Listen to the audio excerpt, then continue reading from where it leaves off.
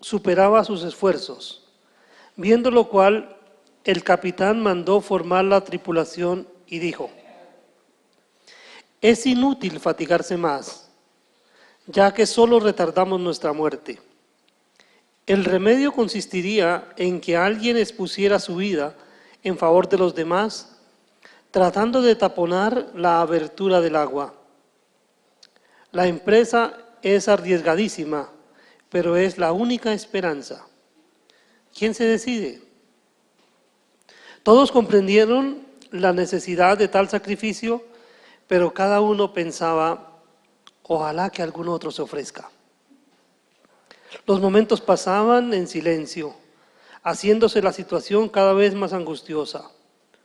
Una voz rompió el silencio: yo iré, Padre mío.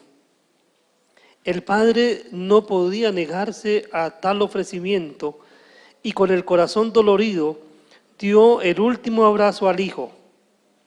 Lanzándose éste sin pérdida de tiempo a las aguas, dispuesto a la peligrosa tarea, pronto se dejó sentir el efecto de esta ayuda externa.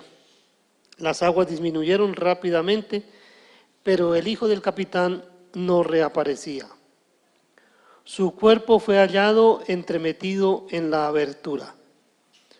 Todos comprendieron lo ocurrido.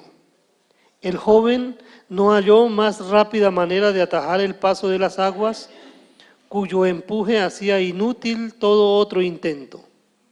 Todos lloraron de emoción ante su cadáver, exclamando: lo hizo por nosotros. Bien, quiero que empecemos esta mañana a adentrarnos en el estudio de la palabra del Señor con una pregunta: ¿qué estaríamos nosotros dispuestos a hacer por amor? Creo que al reflexionar un poco acerca de eso, nos sitúa en una esfera diferente a la que nosotros normalmente nos movemos, porque nosotros, por naturaleza y por causa del pecado, somos egoístas y pensamos solo en nosotros mismos. Por eso, en esta mañana que vamos a estar hablando acerca de los componentes de la actividad ministerial, quiero que estemos pensando en la necesidad de servir en la obra del Señor, en los diferentes aspectos de servicio que la obra del Señor tiene, pero hacerlo no por una motivación externa, sino por una motivación interna. O sea, realmente muchas veces, si usted analiza su vida y si yo analizo mi vida, nos damos cuenta que las cosas que hemos hecho o las cosas que hacemos normalmente están motivadas por agentes externos. Están motivadas porque alguien me dijo, porque alguien me presiona o por el resultado que tiene lo que yo haga o no haga. Sin embargo, hay muy pocas cosas que realmente hacemos como que surjan de una motivación interna, que surjan de porque realmente yo las quiero hacer. Y pienso que en esta parte de la carta del apóstol Pablo a los Corintios, él está trabajando, está tratando de hurgar dentro del corazón de los corintios y tratar de encontrar en ese corazón, allí dentro de ellos, ese elemento que sea el detonante y que haga que ellos empiecen a servir al Señor de la manera como Él lo hace, porque esté surgiendo de su corazón y no porque se vean obligados por circunstancias externas. Esta mañana hablábamos con los maestros, hemos venido hablando acerca de Pablo y Pablo, bueno, esta semana estuvimos hablando de Pablo y hablábamos esta semana de Pablo, de la motivación de Pablo para servir. Y es que Pablo digamos que es un paradigma, es un modelo especial en lo que tiene que ver con el servicio al Señor, porque Pablo, desde que él se encuentra con el Señor Jesucristo en el camino de Damasco, desde que él tiene este encuentro, su vida fue transformada diametralmente. Él pasó, su cambio de dirección y su cambio de pensamiento fue tremendo. De tal manera que es impactante aún pensar en todo lo que Pablo empezó a vivir después de este encuentro que tuvo con el Maestro de Maestros. con el Señor Jesucristo. Porque la vida de Pablo no volvió a ser la misma, la vida de Pablo cambió radicalmente, de tal manera que eso se hizo evidente, no solo entre las personas que lo conocían, sino en todas las personas que tuvieron la oportunidad de escuchar de él y de compartir o de ser bendecidos por el ministerio de Pablo. Por eso en esta mañana entonces vamos a estar hablando de los componentes de la actividad ministerial. Inicialmente vamos a estar hablando de los aspectos relevantes del carácter de los siervos. Vamos a estar hablando de las funciones de los siervos en la actividad ministerial. Y por último, y es donde vamos a dedicarnos un poco más de nuestra concentración y nuestro esfuerzo, vamos a estar revisando el pensamiento que domina la actividad ministerial. Creo que si hay un área en nuestras vidas en la que debemos trabajar profundamente, es el área de nuestro pensamiento. O sea, ¿qué ocupa nuestro pensamiento? Porque recordemos algo muy importante, y es que nosotros somos lo que pensamos, o terminamos siempre haciendo lo que estamos pensando. El pensamiento es el motor que nos impulsa, que nos mueve en una dirección o en otra dirección. Vamos entonces a iniciar esta mañana y vamos a hacerlo leyendo la palabra del Señor en la segunda carta del apóstol Pablo a los Corintios, en el capítulo 5, vamos a estar leyendo desde el versículo 11 al versículo 21.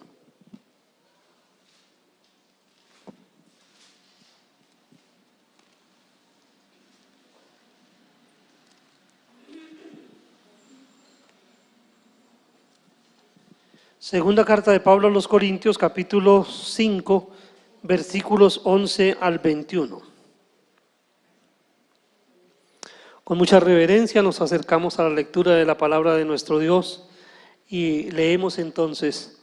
Dice: conociendo pues el temor del Señor, persuadimos a los hombres, pero a Dios le es manifiesto lo que somos, y espero que también lo sea a vuestras conciencias. No nos recomendamos pues otra vez a vosotros, sino os damos ocasión de gloriaros por nosotros, para que tengáis con qué responder a los que se glorían en las apariencias y no en el corazón. Porque si estamos locos, es para Dios, y si somos cuerdos, es para vosotros. Porque el amor de Cristo nos constriñe pensando esto, que si uno murió por todos, luego todos murieron. Y por todos murió, para que los que viven ya no vivan para sí, sino para aquel que murió y resucitó por ellos. De manera que nosotros, de aquí en adelante, a nadie conocemos según la carne. Y aún, si a Cristo conocimos según la carne, ya no lo conocemos así. De modo que si alguno está en Cristo, nueva criatura es. Las cosas viejas pasaron, he aquí, todas son hechas nuevas. Y todo esto proviene de Dios, quien nos reconcilió consigo mismo por Cristo y nos dio el ministerio de la reconciliación. Que Dios estaba en Cristo reconciliando consigo al mundo, no tomándoles en cuenta a los hombres sus pecados, y nos encargó a nosotros la palabra de la reconciliación. Así que somos embajadores en nombre de Cristo. Como si Dios rogase por medio de nosotros, os rogamos en nombre de Cristo, reconciliaos con Dios. Al que no conoció pecado, por nosotros lo hizo pecado, para que nosotros fuésemos hechos justicia de Dios en él. Amén. Bien, veamos entonces, iniciamos revisando algunos aspectos, entonces vamos a mirar algunos aspectos relevantes del carácter de los siervos. Y en principio vamos a estar hablando entonces de aspectos relacionados con su apariencia. Vemos aquí, este texto dice el apóstol Pablo, porque si estamos locos es para Dios y si somos cuerdos es para vosotros. Quiero que pensemos en la óptica, la perspectiva, la visión que podían tener las personas de los cristianos en aquella época. ¿Cómo estaban siendo vistos los cristianos? ¿Qué pensaba la gente de los cristianos? Entonces, pensaban que estaban locos, ¿cierto? Están locos, están haciendo cosas que normalmente las personas no hacen. Cuando uno empieza a hacer cosas que normalmente las personas no hacen, dice, este se volvió loco. Y eso ha pasado con nosotros, eventualmente en nuestras vidas, cuando hemos tenido el encuentro con nuestro Señor y la palabra de Dios ha llegado a nuestro corazón. Normalmente al darse el cambio de nuestra conducta, cuando esta conducta está regida por el Espíritu Santo, la gente que nos ve dice, estos están locos. Por eso dice aquí el apóstol Pablo que es la apariencia, esto solamente es apariencia. Entonces dice, si estamos locos, es para Dios. Es decir, si las personas nos están viendo como personas que estamos fuera de razón, es por el servicio que estamos prestando a Dios. Por eso dice, si estamos locos, es para Dios. Es la perspectiva que la gente tiene. Recordemos que la perspectiva de la gente en el mundo, los que no conocen a Dios, dice que la palabra de Dios es locura a los que se pierden. Dice que el hombre natural no percibe las cosas de Dios porque para él son locura y no las puede entender porque se han de discernir espiritualmente. Entonces la gente puede pensar de nosotros que somos locos. Es lo que podemos aparentar para la gente. La apariencia nuestra puede ser de unos locos, no como ese que está en la imagen ahí, no estamos todo el tiempo así despeinados y con camisa de fuerza, pero sí realmente en mucho de nuestra conducta pareciera que estuviéramos locos, porque no obramos de acuerdo con lo que la gente llama normal. El paradigma de lo que la gente dice que es normal, nosotros no podemos obrar de esa manera. Nuestro obrar es diferente, nuestro obrar por eso choca muchas veces con el mundo, o siempre choca con el mundo. Entonces, la apariencia de estar locos es para Dios por el trabajo que se hace para Él, pero dice, si tenemos apariencia de estar cuerdos, entonces es para ustedes. O sea, si estamos cuerdos es para ustedes, es decir, ustedes entienden lo que nosotros estamos haciendo y para ustedes es normal nuestra manera de comportarnos, para ustedes es normal lo que nosotros hacemos, entonces para ustedes somos cuerdos, o sea, ustedes lo están entendiendo. ¿Por qué? Porque hay dos perspectivas, entonces la perspectiva de los creyentes y la perspectiva de los incrédulos. Entonces, los creyentes en la perspectiva de los incrédulos somos locos, pero en la perspectiva de los creyentes somos cuerdos, y dice, si somos cuerdos para ustedes, entonces es para su beneficio, para que ustedes se beneficien de lo que nosotros somos. Eso es lo que tiene que ver con la apariencia. Pero habla también Pablo con respecto a las cosas que los controlan, y es interesante lo que dice acá en el versículo 14. Dice, porque el amor de Cristo nos constriñe pensando esto, que si uno murió por todos, luego todos murieron. Este versículo es uno de los versículos que más me impacta a mí por el efecto que puedo entender que la palabra de Dios causa en la vida de las personas. Y Pablo dice, el amor de Cristo nos constriñe. ¿Qué viene a su cabeza cuando hablamos de constreñir?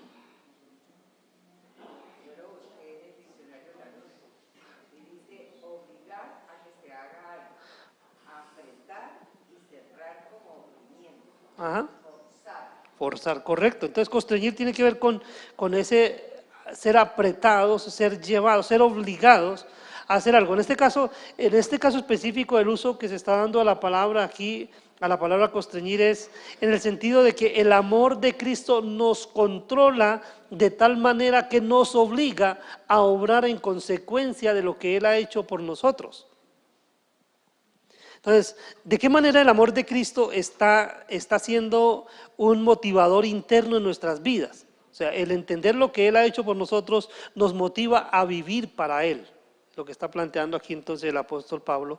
Dice, el amor de Cristo nos constriñe. Pero hay dos cosas entonces que está hablando como fuentes de control o cosas que lo controlan. Dice que por una parte ellos hacen lo que hacen y predican y sirven al Señor porque entienden el amor de Cristo y porque el amor de Cristo actúa en ellos.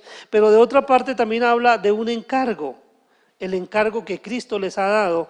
Y en el versículo 20 dice entonces, así que somos embajadores en nombre de Cristo, como si Dios rogase por medio de nosotros, o rogamos en nombre de Cristo, reconciliados con Dios.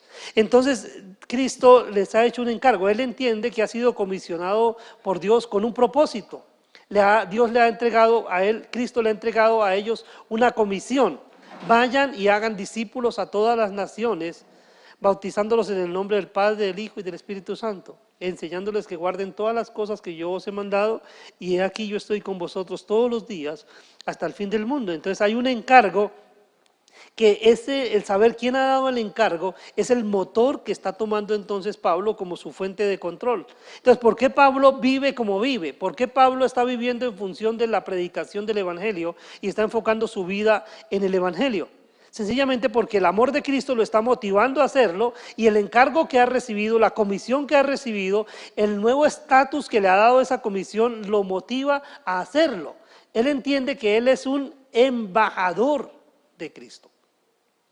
Es un representante de Cristo, alguien que habla de parte de Cristo a los hombres. Mire, yo creo que aquí tenemos que empezar a hacer una reflexión en nuestras vidas, porque muchas veces cuando nosotros tratamos de compartir el Evangelio a las personas, tratamos de hacerlo como si fuera algo nuestro. Y se nos olvida que aquí no estamos trabajando a título personal, sino que estamos trabajando por encargo. Entonces, cuando usted tenga la oportunidad de compartir el Evangelio con otras personas, no debe hacerlo a título personal, sino en nombre de Cristo, porque Él es quien lo ha mandado a hacerlo. Por eso, cuando usted comparte el Evangelio, tiene que compartirlo con poder, con verdad, con gozo, con energía, porque está usted actuando como representante de Cristo, como embajador de Cristo, así esté presentando un ruego, pero lo está haciendo en nombre de Cristo. Entonces, eso es lo que lo controla, eso es lo que está guiándolo a hacer lo que hace, a vivir todo lo que tiene que ver con el servicio para el Señor. Pero también habla de su condición legal. Entonces, habla de su apariencia, habla de las cosas que lo controlan, pero también habla de su condición legal. Y en cuanto a su condición legal, hay una palabra que tenemos que tener muy clara en nuestras vidas, y es la palabra justificación, que es a lo que se refiere aquí Pablo cuando habla en el versículo 21. Dice: al que no conoció pecado, por nosotros lo hizo pecado, para que nosotros fuésemos hechos justicia de Dios en él. Para que nosotros fuésemos hechos justicia de Dios. Entonces, la condición legal, judicialmente, dice hemos sido hechos justicia de Dios, hemos sido justificados. Quiere decir que nosotros no estamos hablando como los que tienen cuentas pendientes, sino que estamos hablando como los que sus cuentas han sido ya canceladas, y personas para quienes ya ha sido emitido el veredicto de justo por la acción de Cristo a favor de nosotros. Entonces, ahí vemos que eso con respecto entonces al carácter de los siervos. Entonces, son tres cosas importantes que debemos tener en cuenta. Es la apariencia que damos, de locos para unos, de cuerdos para otros, de la fuente de control, lo que nos controla desde adentro, lo que nos motiva a obrar, que debe ser entonces el amor de Cristo, y también el encargo, el ser conscientes que somos embajadores de Cristo y que estamos hablando en su nombre, pero también nuestra condición legal, y es que ya hemos sido declarados justos y que no tenemos cuentas pendientes con la justicia divina, porque nuestro Señor Jesucristo ha cancelado la cuenta que había en nuestra contra. Eso entonces es lo que tiene que ver con los aspectos relevantes del carácter de los siervos. Ahora, es necesario que hablemos entonces también de las funciones de los siervos en la actividad ministerial. O sea, ¿qué tenemos que hacer nosotros en el servicio a Dios? ¿A qué hemos sido llamados? Y Pablo empieza aquí esta parte diciendo: conociendo pues el temor del Señor, persuadimos a los hombres, pero a Dios le es manifiesto lo que somos, y espero que también lo sea a vuestras conciencias. Cuando Pablo dice aquí, persuadimos a los hombres, Pablo lo que está diciendo es que ellos en su actividad ministerial estaban tratando de convencer a los hombres. Pero pensemos, ¿usted por qué trataría de convencer a los hombres de la obra de Cristo? ¿Por qué trataría de hacerlo? ¿Qué motivación tendría para ejercer ese tipo de argumentación o para hacer ese tipo de trabajo?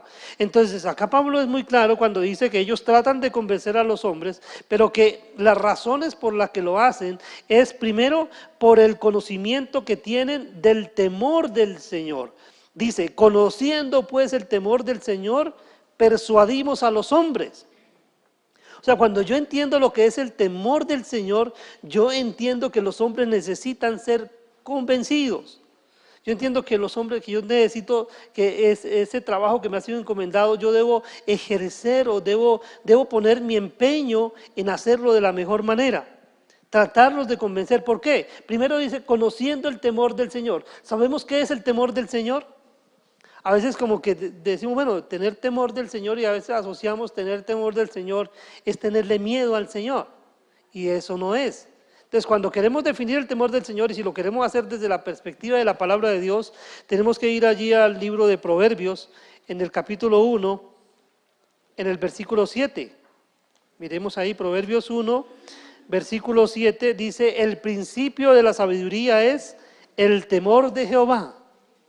Pero aquí lo enuncia cuál es el principio de la sabiduría y dice que es el temor de Jehová. Pero si usted va al capítulo 8, Proverbios 8, en el versículo 13, entonces allí le define lo que es el temor de Jehová. Dice, el temor de Jehová es aborrecer el mal, la soberbia y la arrogancia, el mal camino y la boca perversa aborrezco. Entonces, ¿qué es lo que está diciendo Pablo acá? Conociendo pues el temor de Jehová, es decir, entendiendo que si yo temo a Jehová debo aborrecer el mal, que si yo temo a Jehová debo aborrecer la soberbia y la arrogancia y que debo aborrecer el mal camino y la boca perversa. Entonces, teniendo en cuenta eso, entonces yo me dedico a tratar de convencer a los hombres. Es decir, Pablo está procurando, está buscando que todos los hombres puedan llegar a conocer a Dios y puedan llegar a tener temor de Dios y obrar o vivir para Dios. O sea, el enfoque de Pablo en su vida ministerial con la iglesia era llevar a cada uno de los miembros de la iglesia a vivir pensando en agradar a Dios. Es decir, llevar a la iglesia a vivir para Dios. Mire, aquí empezamos, digamos, a tener una especie de choques en nuestras vidas. ¿Por qué? Sencillamente porque si preguntáramos esta mañana, ¿usted está viviendo para Dios? ¿Usted podría responder tajantemente que sí lo está haciendo? O sea, ¿usted podría responder afirmativamente que usted está viviendo para Dios? Porque si vamos a la siguiente pregunta es, ¿cómo está haciéndolo? Entonces, de pronto nos encontramos con sorpresas como que lo que estamos haciendo realmente es vivir para satisfacer nuestros propios deseos o para seguir nuestros propios pensamientos.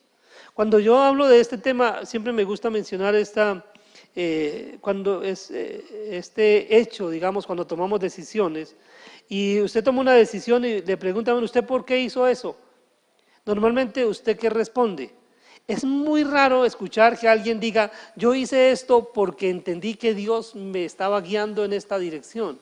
Normalmente las personas que responden, yo lo hice porque pensé que no tenía nada de malo, o yo lo hice porque pensé que estaba bien. Pero notamos ahí, ¿cuál está siendo la fuente de control? El pensamiento, su pensamiento. Pero es el pensamiento suyo, sus pensamientos. No está tomando en cuenta entonces el pensamiento de Dios. Y aquí Pablo está enfocando entonces al creyente, al cristiano, es a vivir con el propósito de hacer lo que Dios quiere, vivir para Él, haciendo lo que Él quiere que hagamos.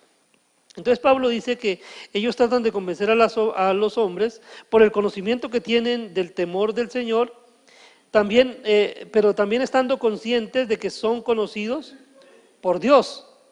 Dice, y a Dios le es manifiesto lo que somos. Dice, pero a Dios le es manifiesto lo que somos y espero que también lo sea a vuestras conciencias. Es decir, nosotros no podemos aquí adoptar una conducta religiosa y dar una apariencia para que ustedes vean que nosotros somos esos religiosos espectaculares, esos hombres consagrados a Dios, pero solamente de apariencias. Y no tratamos de aparentar porque Dios sabe lo que nosotros somos.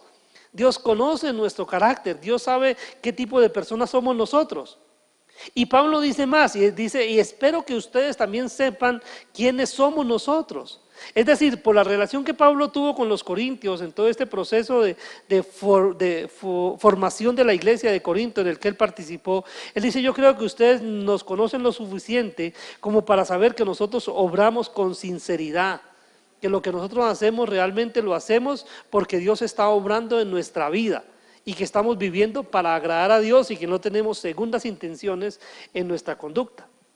Entonces, por eso le dice Pablo, cuando trata de convencer a los hombres, dice, porque tiene temor del Señor, pero también porque es consciente de que Dios lo conoce y sabe de su vida íntegra, pero también dice, ustedes, los corintios, ustedes, mis hermanos, también conocen cómo ha sido mi conducta con integridad.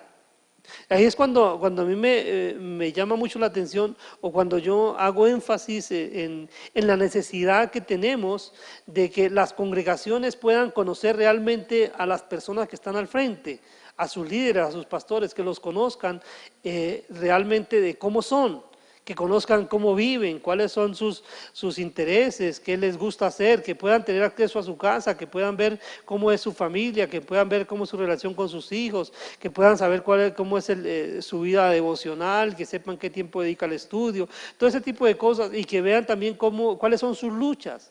Es muy importante que la iglesia pueda conocer a sus pastores, a sus líderes de esa manera para que puedan hablar de sus pastores y puedan presentar defensa. Por ejemplo, decir cuando se levantan hoy las personas y dicen, por ejemplo, no, es que los pastores son personas que lo que hacen es aprovecharse de la gente para llenar sus bolsillos. Y vemos las imágenes en las redes sociales y observamos la casa del pastor, una mansión. La casa del grupo de alabanza, una mansión, pero ya no es tan suntuosa como la del pastor, y la otra casa, la casa de los que le ayudan al pastor, y también unas casas muy bonitas, y por último colocan las casas de los que ofrendan, y casas casi como tugurios, ¿sí? Entonces, como tratando de mostrar una realidad. Entonces, hoy está hablándose de esa manera de los pastores, y los pastores tenemos fama de que nos aprovechamos de las congregaciones para sacarles el dinero y llenar nuestros bolsillos a costillas de los hermanos, pero que no nos importa la vida de las personas. Esa es la fama que tienen en general los pastores, que tenemos los pastores en general. Por eso es importante, y aquí Pablo cuando se presenta delante de los corintios, ustedes me conocen. Ustedes saben quién soy yo, ustedes saben cómo vivo yo, ustedes saben cuáles son mis motivaciones. Así que Dios me conoce, yo estoy obrando delante de Dios, ustedes me conocen, entonces estoy hablando aquí con sinceridad, ¿sí? Entonces, por eso cuando trata de convencer a los hombres no hay un obstáculo, nada obstaculiza su argumentación, porque entiende que su motivación para hablar con las personas es porque realmente le interesa la vida de esa persona. Y no está pensando entonces en su dinero o en los beneficios que puede recibir de esa persona, sino que está pensando en beneficiarla. Eso es lo que plantea entonces Pablo acá en lo que él dice como función de los siervos en la actividad ministerial, tratar de convencer a los hombres. Pero dice también presentarse como modelos. Dice presentándose como modelos. De ahí que la vida, el ministerio pastoral tiene mucho que ver con esta palabra, el modelar. Los siervos tenemos que ser modelos. Y en ese modelar, la intención de los siervos, ¿cuál debe ser? Entonces, no es con la intención, dice Pablo acá, vamos a leer entonces el versículo 12. No nos recomendamos pues otra vez a vosotros, sino os damos ocasión de gloriaros por nosotros, para que tengáis con qué responder a los que se glorían en las apariencias y no en el corazón. Entonces dice Pablo que cuando él se presenta como modelo, la intención de él no es que los hermanos, no es que él mismo se está recomendando, míreme, yo sí soy un buen siervo. No, dice, esa no es mi intención, que ustedes vean quién soy yo. no, lo que yo estoy haciendo al presentarme delante de ustedes como modelo es darles a ustedes la oportunidad de jactarse, de enorgullecerse de que tienen una relación conmigo, de que Dios ha estado usándome a mí en la vida de ustedes y que ustedes puedan hablar, cuando hablan con la gente, cuando hablan con los otros, los que se fijan solamente en las apariencias, ustedes le puedan decir, pero mire a Pablo. Mire, nosotros estamos siguiendo las enseñanzas de Pablo y Pablo es esta persona. Puedan presentar a ese siervo porque lo conocen. Sabían cómo pensaba Pablo y cómo obraba Pablo, y entonces ellos tenían cómo presentar respuesta a aquellas personas que se estaban fijando solamente en las apariencias y no en el corazón. Pero ¿por qué menciona Pablo eso? Porque los corintios y Dios conocían el corazón de Pablo. Ellos sabían cuál era su motivación, ellos sabían por qué estaba haciendo él ese trabajo. Entonces, esa debe ser la función de los siervos en la actividad ministerial también, entonces presentarse como modelos. Por eso nosotros, yo siempre lo repito, somos cuidadosos de tratar de colocar siempre al frente personas a las cuales no puedan ser señaladas. Y de hecho hay momentos en que alguien puede pensar en señalar a alguien de los que están puestos al frente. ¿Qué debe hacer una persona en ese caso? Cuando tiene alguna causa por la cual señalar a alguien que está al frente. Tiene que presentar un recurso, ¿cierto? La Biblia nos menciona los recursos y tiene que seguirse un proceso. O sea, no es que porque a mí me parece o yo pienso o no me cae bien o no me gusta ver a fulanito ahí, no. ¿Por qué no le gusta verlo ahí? Entonces tiene que decir el recurso, bueno, ¿qué es lo que hizo el hermano? Usted ya hizo con el hermano lo que usted debió hacer. Si de pronto, que yo vi a mi hermano que estaba pecando. Bueno, ¿usted fue a hablar con su hermano de ese pecado y trató de hacerlo volver del pecado? No, pero yo no he hecho eso. No, entonces usted está pecando también porque no ha hecho lo que tiene que hacer. Porque Dios le ha mandado a usted que haga eso. Y si su hermano no lo escuchó, es que yo fui y hablé con él, pero no me escuchó. ¿Y usted ya tomó testigos y fue y habló con él? No, fue que yo fue primero a regar el cuento por todos lados antes de ir a hablar con el hermano. Entonces, si no hacemos las cosas bien, entonces por eso está hablando aquí Pablo de la integridad del ministerio. Tenemos que ser íntegros. Y por eso Pablo es muy cuidadoso. Y dice, por ejemplo, contra un anciano no aceptes ningún tipo de acusación, salvo por 2 o 3 testigos. Mínimo tiene que haber 2 testigos. Personas que realmente estén diciendo lo que es, estén mostrando, mire, esta persona hizo esto o está haciendo esto y no se quiere arrepentir, no quiere apartarse del camino. Entonces, por eso la vida de los siervos es una vida de poderlos poner al frente como modelos. Entonces, porque ustedes ¿qué van a ver? Nosotros, digamos, estamos aprendiendo de la palabra de Dios y ustedes tienen que mirar cómo estamos nosotros obedeciendo la palabra de Dios, porque ¿de dónde viene la autoridad para poder hablar? O sea, yo no puedo hablar de algo que yo no esté tratando de obedecer o que esté obedeciendo. Yo tengo que obedecer para poder hablar con la autoridad de algún tema. No recordamos aquella ilustración, ¿se acuerda? Yo les he contado a ustedes la maestra que llega a la escuela y le dice a los niños, niños, no hablen con sonsonete porque llega el inspector y a la que me friega es a yo.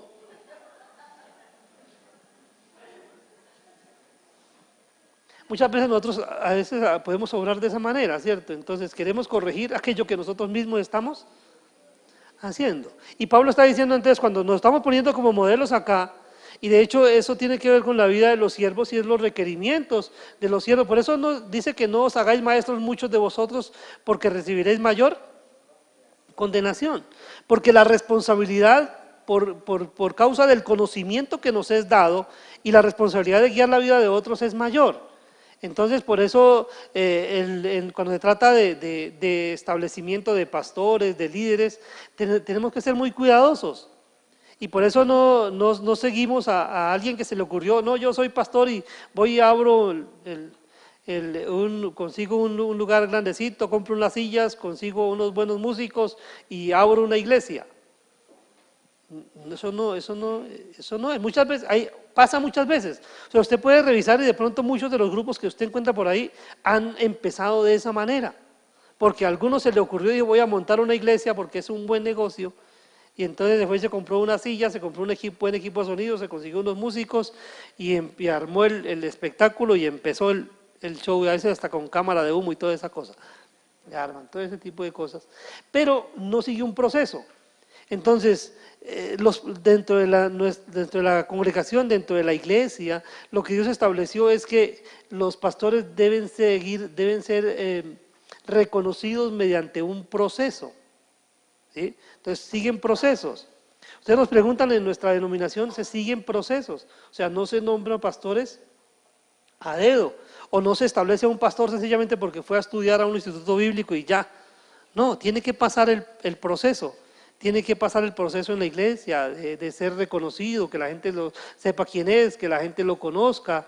Por eso, hoy por hoy hay muchos de nuestros estudiantes del instituto bíblico salen y van a las iglesias como aspirantes a pastores. Ellos no salen como pastores, ellos van a las iglesias como aspirantes a pastor. Y en ese proceso que se lleva dentro de las iglesias, entonces se verifica si su carácter realmente les da para ser tomados o para ser reconocidos como pastores. Entonces, incluso se está trabajando en la denominación para darle como un poco más de tiempo y cuando los muchachos salgan del instituto, que salen a veces muy jóvenes, enviarlos como ayudantes a las iglesias y que ellos lleguen a las iglesias con esa misma perspectiva de sí mismos. Entonces, cuando le preguntan a usted viene aquí en qué condición, no, yo soy ayudante, que él entienda que está en un proceso. Entonces es muy importante porque es el modelo, el pastor, el líder es el modelo que estamos colocando al frente para que las personas puedan ver lo que la palabra de Dios está haciendo en la vida de una persona o lo que la palabra de Dios hace en la vida de las personas. Entonces, presentarse como modelos no con la intención de recomendarse a sí mismos, sino dando a los corintios ocasión de jactarse, lo que hizo Pablo. Entonces, ustedes pueden alardear de que son mis discípulos. ¿Cierto? No, digo Pablo le dice a los corintios, dice, ustedes pueden alardear de que son mis discípulos. La gente me conoce, la gente sabe quién soy yo. Entonces, la gente pueden alardear de ser discípulos de Pablo. Ustedes pueden decirle, no, nosotros somos discípulos de Pablo. Y eso es algo bueno. ¿Sí? ¿Pero por qué era algo bueno? Porque la gente conocía quién era Pablo. Y había dado un testimonio de integridad. Bueno, eso entonces en cuanto a presentarse como modelos, pero también habla de una función de los siervos en la actividad ministerial y es la de hacer uso del nuevo conocimiento. O sea, cuando una persona llega a los pies de Cristo y lo acepta como su Señor y Salvador, ahora tiene un nuevo conocimiento, ahora conoce las cosas como realmente son porque tiene el conocimiento que da el Espíritu. Y el Espíritu nos muestra la realidad de las cosas. Pero resulta que la persona tiene dos conocimientos. Un conocimiento anterior y ahora tiene el conocimiento que da el Espíritu. Entonces aquí Pablo dice, vamos a mirar entonces en el versículo 16, dice, de manera que nosotros de aquí en adelante a nadie conocemos según la carne. Y aún, si a Cristo conocimos según la carne, ya no lo conocemos así. Vemos el conocimiento, dice, yo conozco, antes conocíamos, de pronto dice Pablo, usted podía conocer a Cristo cuando la gente que se relacionó con Cristo. La gente se relacionó y sabía que él era el hijo del carpintero de Nazaret, también podían saber que era un buen hombre, sabían que era, digamos, un predicador, podían tener muchos conocimientos de él, pero lo conocían como el Señor y Salvador, no lo conocían como su Señor y Salvador, por eso su perspectiva solamente era del conocimiento de la carne, pero no tenían el conocimiento del Espíritu, entonces no lo conocían como Señor y Salvador. Pero Pablo dice acá que en los siervos de Cristo entonces tenemos que hacer uso del conocimiento nuevo que tenemos. Entonces dice ahí que nosotros si conocíamos a Cristo según la carne ya no lo conocemos así. Ahora lo conocemos es como el Señor y Salvador y hablamos de Él en esos términos.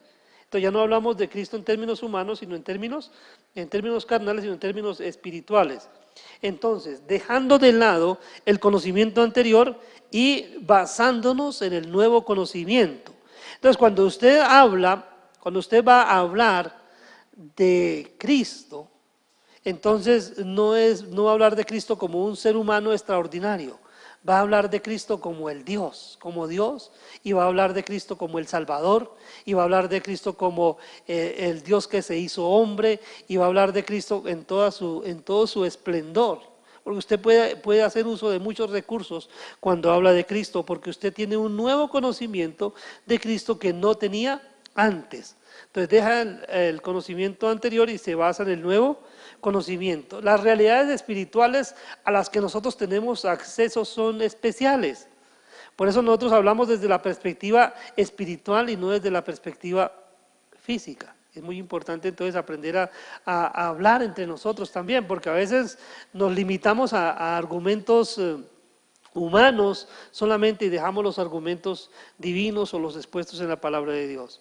Entonces, hacer uso del nuevo conocimiento como una función en la actividad ministerial. Eso nos lleva también a algo que es muy interesante acá en este texto de Pablo, y es que nosotros fuimos dedicados para ser agentes de reconciliación. Usted y yo somos agentes de reconciliación. A ver, ¿cuántos recuerdan el letrero que está en la imagen que está en el muro que le da la bienvenida a usted cuando entra al templo?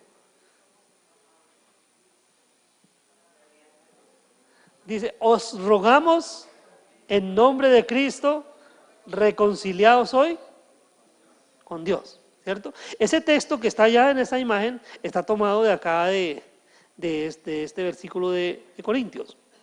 ¿Sí? Porque nosotros entendemos que una de las funciones de los siervos en la actividad ministerial es ser agentes de reconciliación. Pero ¿de reconciliación de quién y quién? Exactamente, entonces nosotros somos agentes de reconciliación, entonces, pero primero porque nosotros ya hemos sido reconciliados. Vamos a mirar entonces ahí el versículo 18 y 19, dice, y todo esto proviene de Dios, quien nos reconcilió consigo mismo por Cristo y nos dio el ministerio de la reconciliación, que Dios estaba en Cristo reconciliando consigo al mundo, no tomándoles en cuenta a los hombres sus pecados, y nos encargó a nosotros la palabra de reconciliación. Entonces nosotros somos agentes de reconciliación porque nosotros ya hemos sido reconciliados. ¿Sí? Nosotros ya fuimos reconciliados con Dios. O sea, ¿quién puede ser un agente de reconciliación? El que ha sido ya reconciliado con Dios. Por eso dice, algunos toman como lema, dice, reconciliados para reconciliar. O sea, por lo que Dios ha hecho conmigo, yo quiero hacerlo con otro. Entonces Dios me reconcilió consigo mismo. Ahora, Él me quiere usar de manera instrumental para que mi vida pueda servir para que otras personas también puedan reconciliarse con Él. ¿Sí? Nosotros somos, todos los creyentes, somos agentes de reconciliación. Porque ya hemos sido reconciliados con Dios, pero también porque hemos recibido el ministerio de la reconciliación. Hemos recibido el ministerio de la reconciliación. En ese ministerio entonces somos instrumentos. Nosotros somos los instrumentos que Dios usa para reconciliar consigo al mundo. O sea, nosotros somos instrumentos a través de los cuales llega el mensaje a los hombres. El instrumento especial de reconciliación, ¿quién es? Cristo. Dice que Dios estaba reconciliando consigo al mundo en Cristo. En Cristo Dios estaba haciendo ese trabajo de reconciliación. ¿Por qué? ¿Qué significa reconciliar? Significa volver a amistad. ¿Y nosotros qué éramos con Dios? Nosotros éramos enemigos y por eso dice, cuando le escribe a los Gálatas, dice, a Gálatas, Efesios, dice, si siendo enemigos, Cristo murió por nosotros. O sea, si siendo enemigos Cristo murió por nosotros, ahora mucho más, ¿cierto? Entonces, Él murió para que nosotros pudiéramos tener una amistad con Dios. Bueno, si vamos al comienzo de la humanidad, vemos que Dios creó al hombre para tener una relación de amistad con Él. Dios creó al hombre para una relación de amistad y esa relación de amistad es lo que se conoce como vida espiritual. Esa vida espiritual, esa relación de amistad se perdió a causa del pecado. Y el remedio para el pecado, para que volviera a haber amistad con Dios, entonces fue Cristo. Cristo fue el agente reconciliador por excelencia, porque Cristo, ¿qué hizo? Murió en lugar de usted y en lugar mío. Murió por nosotros, para que nosotros pudiéramos volver a ser amigos de Dios. ¿Sí? Entonces, si usted hoy puede decir que es amigo de Dios, es porque Cristo murió como el agente de reconciliación, dice que como propiciación por nuestros pecados. Murió para que nosotros tuviéramos el acceso a Dios como nuestro amigo, para poder ser amigos de Dios. Pero Él nos reconcilió a nosotros para que nosotros entonces, habiendo sido reconciliados, pudiéramos reconciliar a otros. Entonces nosotros somos instrumentos de reconciliación y lo debemos hacer con actitud de ruego. Hombre, no sea tan necio, reconcíliese con Dios. O sea, ¿cuál es la actitud que tenemos al buscar a los perdidos? ¿Para ponerles el dedo y decirle usted es un pecador y va para el infierno? O al contrario, le decimos, mire, hombre, no sea tan caprichoso, no sea tan necio, no cierre su mente, mire, Dios ha obrado de manera especial porque Él quiere que usted tenga vida. Y como si Dios rogara por medio de nosotros, os rogamos en nombre de Cristo, reconciliados hoy con Dios. A veces nosotros tratamos a la gente de manera despectiva, en lugar de acercarnos a ellos con la solución que Dios ha dado, los desechamos. Los condenamos y decimos, no, eso para qué gastar tiempo en esta persona, no importa, no, hay que ir a esa persona y dice como si Dios rogara por medio de nosotros. Entonces somos agentes de reconciliación del hombre con Dios. Es el trabajo que nos ha sido asignado. Y todo esto que hemos dicho para terminar esta mañana, entonces, hablando del pensamiento que domina la actividad ministerial. ¿Cuál es su pensamiento con respecto del servicio a Dios? O sea, ¿usted por qué le sirve a Dios? ¿O usted por qué le serviría a Dios? ¿O usted por qué serviría al propósito de Dios? ¿O usted por qué cumpliría la orden de Dios? ¿Por qué cumpliría con la gran comisión? ¿Por qué lo hace?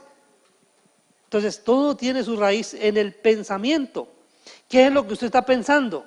Por eso cuando alguien se porta mal, como cuando usted va a redarguir o a reprender a alguien que se ha portado mal, ¿usted qué le dice? Una frase muy común entre nosotros, pero ¿usted qué está pensando de la vida? ¿Cierto? Le decimos a la gente. ¿Por qué? Porque entendemos que las personas obran de acuerdo con lo que tienen en su pensamiento.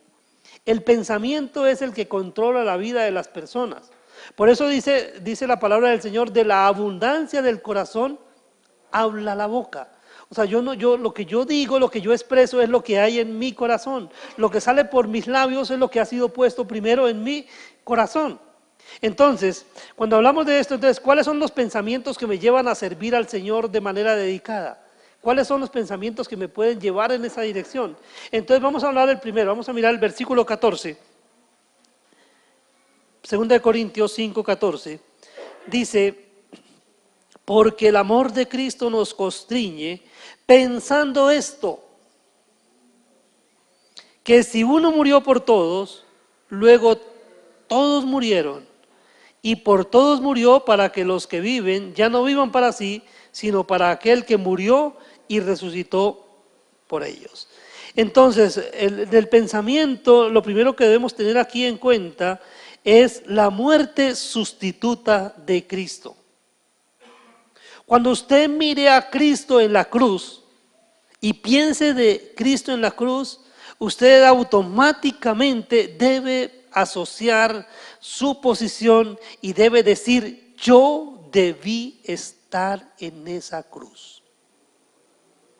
Yo merecía estar en esa cruz. Yo hice los méritos suficientes para estar en esa cruz. Pero Él, Jesucristo, el Hijo de Dios, tomó mi lugar. El Hijo de Dios murió por mí. Dice que murió por todos. Tomó el lugar de los pecadores. El justo muriendo por los injustos. Cuando yo pienso de esa manera, yo miro a Cristo en la cruz. Señor, yo debí haber estado allí, pero tú tomaste mi lugar. Entonces, ¿eso a qué me lleva? A la gratitud a Él.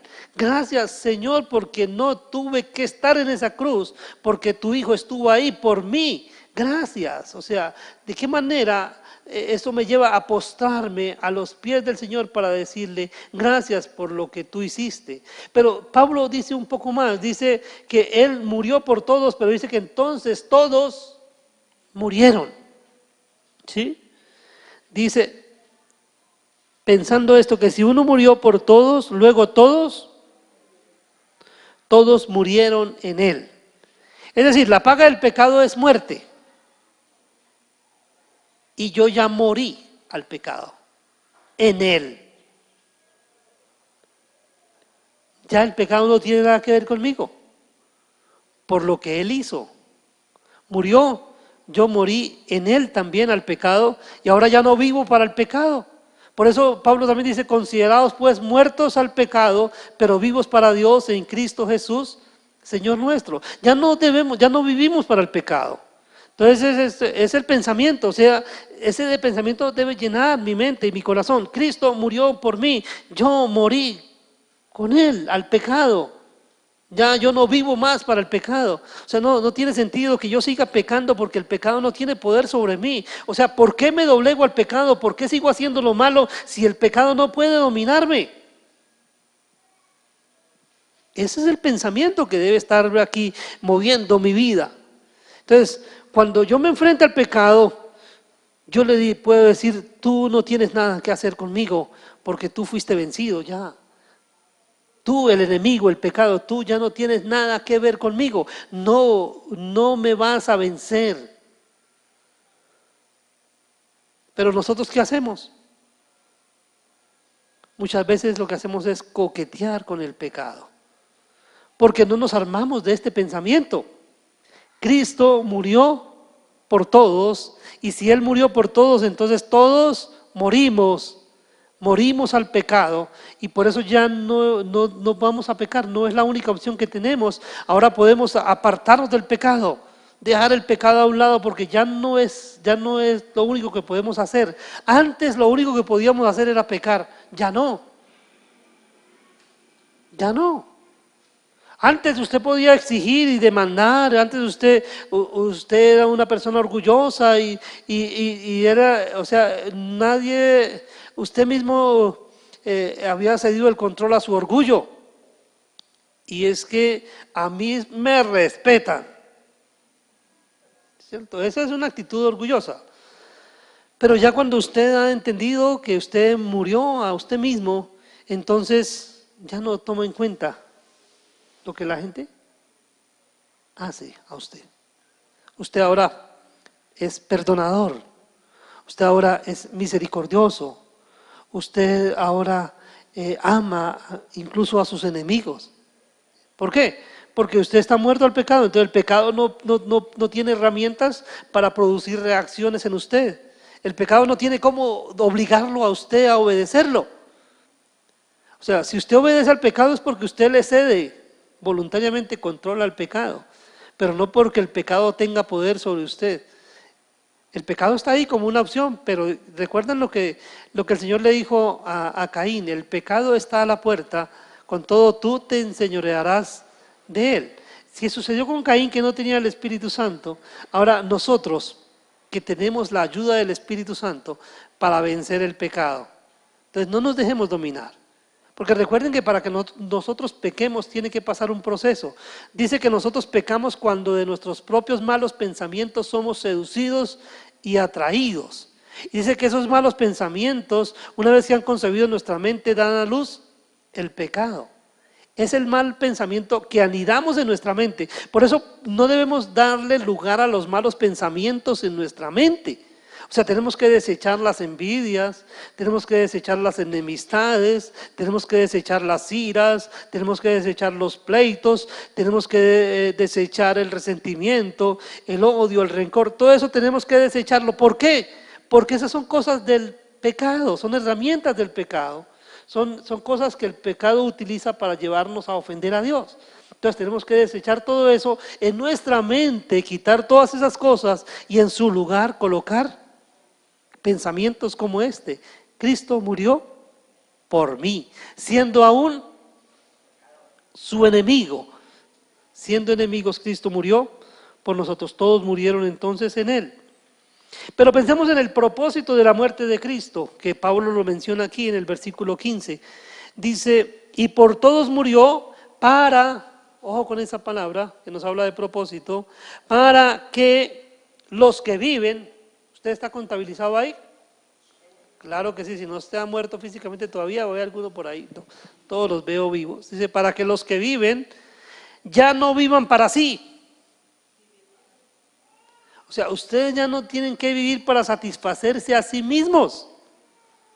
Si ustedes han entendido que Cristo murió por ustedes y que ustedes murieron con Él, ustedes ahora tienen que vivir ya no para ustedes mismos, ya no vivan para sí mismos, sino para aquel que murió y resucitó por ellos. Entonces nosotros ya no tenemos que vivir para satisfacernos a nosotros mismos. Esta es la clave, es una clave fundamental en la vida cristiana. Yo ya no vivo para satisfacer a mis propios pensamientos y a mis propios intereses, sino que yo vivo ahora para satisfacer a los intereses del que murió y resucitó por mí. Tengo que vivir para Él. ¿Usted para quién está viviendo? No me responda, es una pregunta para que usted tenga en su mente. ¿Usted vive para satisfacer a aquel que murió y resucitó por usted, o usted vive para satisfacerse a usted mismo? Mire las motivaciones de su vida, ¿por qué hace las cosas? ¿Por qué hace lo que hace? ¿Por qué exige? ¿Por qué demanda? ¿Por qué pelea? ¿Por qué lucha?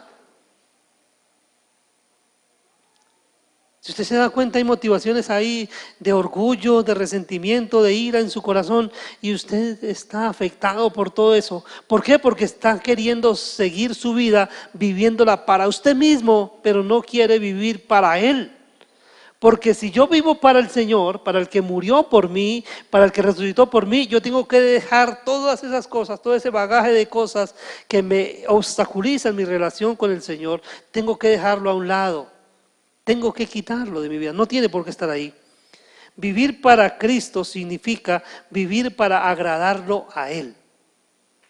Ahora, ¿ese es el motor de su vida? ¿Eso es lo que está moviendo su vida? ¿Ese es el pensamiento que está guiando su vida? Cuando usted está haciendo una cosa o está haciendo otra, ¿usted lo está haciendo para agradarlo a Él o está haciéndolo para agradarse a sí mismo? Si todavía está pensando en agradarse a sí mismo, deje de hacerlo, porque el Señor no quiere eso. Él no quiere que sigamos viviendo para nosotros, porque nosotros hemos muerto con Jesús cuando Él murió en la cruz. Para que todos vivan entonces para el que murió por el Señor Jesucristo. Todos vivan para el que murió y resucitó por ellos.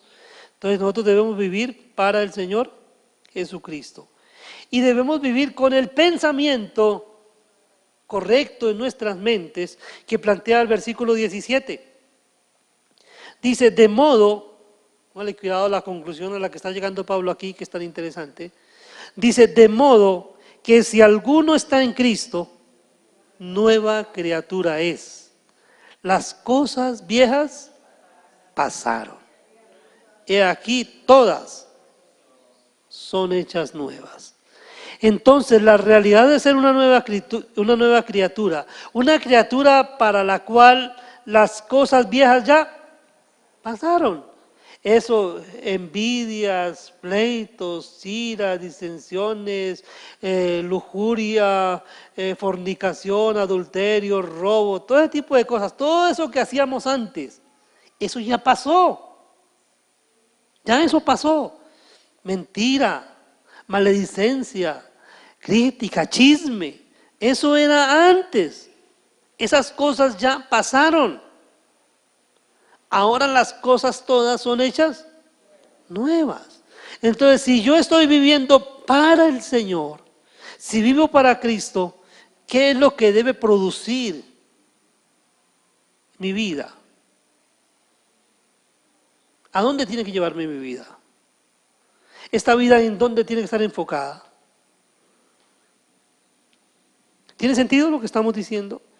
Aplica a nuestras vidas, nos toca el corazón, nos lleva en alguna dirección, nos transforma, nos estremece un poco. Mire, lo que venimos diciendo esta mañana es que yo tengo que armarme del pensamiento que Cristo murió por mí, porque decidió amarme, decidió hacer algo que yo no merecía, pero lo hizo para que yo no tuviera que morir. Pero si Él hizo eso, Él lo hizo fue para que yo no siguiera viviendo para mí. Él no quiere eso. Lo que Él quiere es que yo viva para Él. Mire, yo creo que una de las metas, o la principal meta que usted y yo debemos tener en nuestras vidas, nos la plantea el apóstol Pablo también cuando le escribe a los Gálatas en el capítulo 2, versículo 20.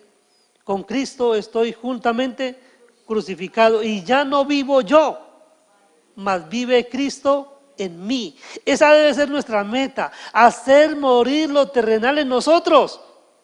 Es decir, todas esas cosas que nos obstaculizan la relación con Dios, todas esas cosas que ofenden a Dios, que sabemos que ofenden a Dios, debemos ¿qué? Quitarlas de nuestras vidas.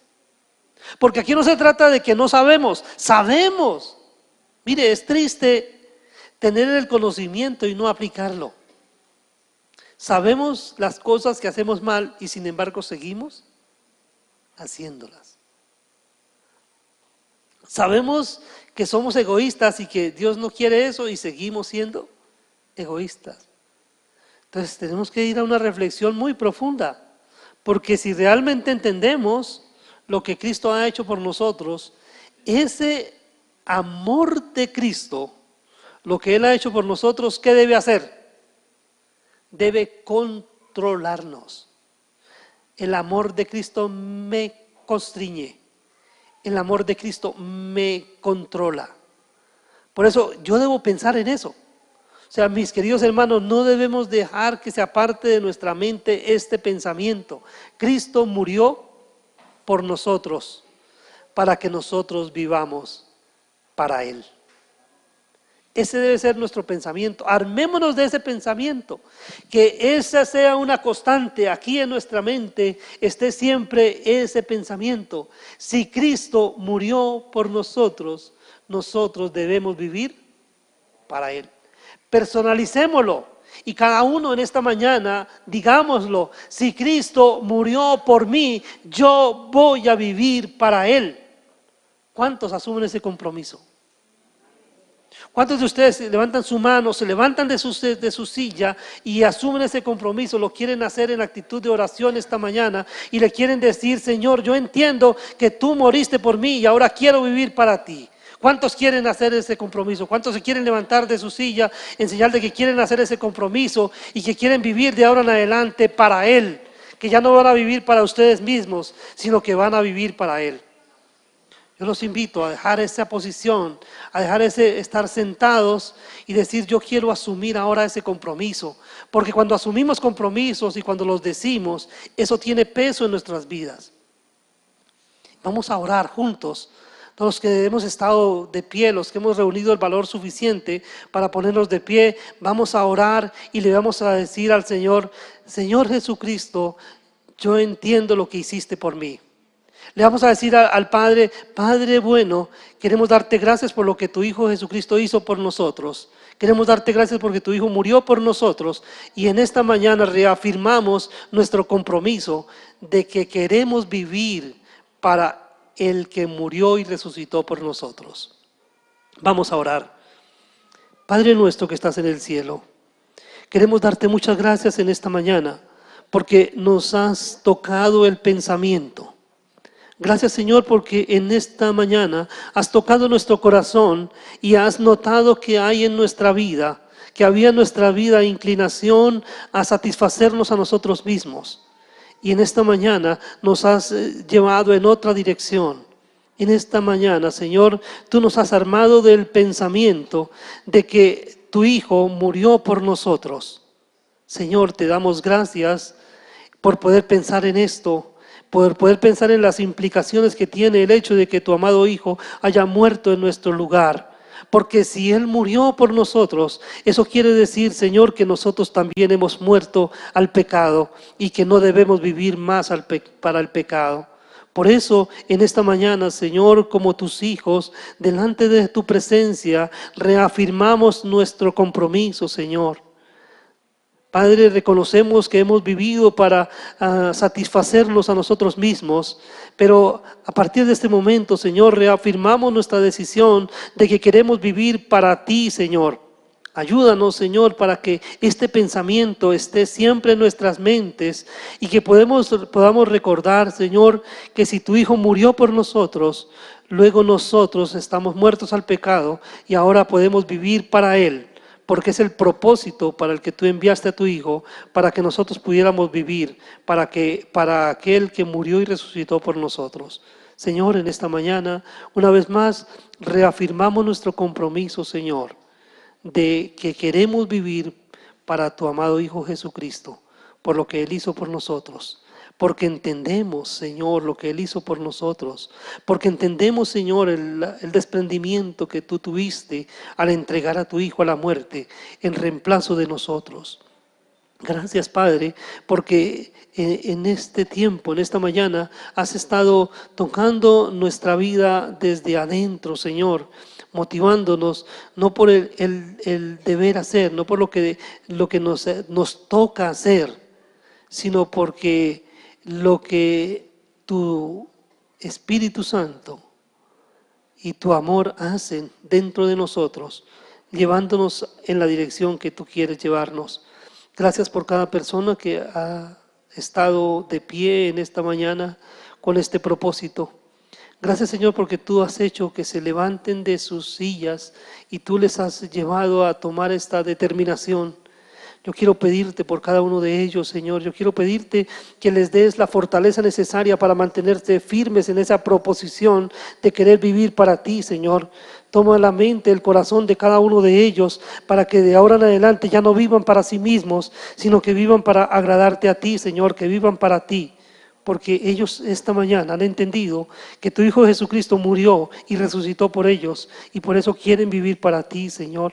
Te pido que obres de manera especial en sus vidas, llenando sus corazones y fijando en sus mentes este pensamiento para que nunca se aparte de sus mentes y cuando el tentador venga a tocar a su puerta, ellos puedan responder con esta afirmación: ya no vivimos para nosotros mismos, por eso no podemos pecar. Ahora vivimos para aquel que murió y resucitó por nosotros. Gracias, Señor, porque esto empieza a formar parte de nuestras convicciones, de nuestros pensamientos. Y, Señor, que esta convicción, este pensamiento nos controle, Señor, y vivamos con el propósito con el que tú quieres que vivamos. Gracias, Señor, por tu iglesia en este lugar, en esta mañana. Gracias por haber levantado a estos hijos tuyos con este propósito y ayúdanos a seguir adelante viviendo para el propósito que tú nos compraste y nos colocaste en tu iglesia. Amén.